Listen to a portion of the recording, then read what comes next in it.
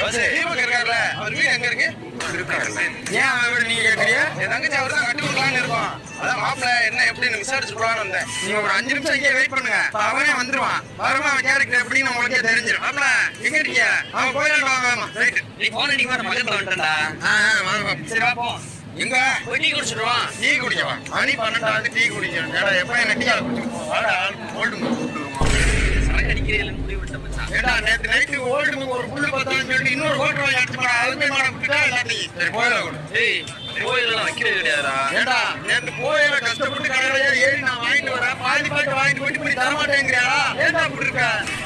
சரி சரி, காலையில வட்டியை போட்டு வந்துட்டேன். புகைக்கிறதுக்கு ஒண்ணும் இல்ல, வீடு செய்யுது. நேற்று வர குடிச்சா இப்ப குடிக்க மாட்டான், அப்படித்தானா? பாசு நீ வந்து யாரு எப்படின்னு கேட்டியல, பாத்தியல ஆளு பயங்கரம். எதுக்கு என்ன அடிச்ச?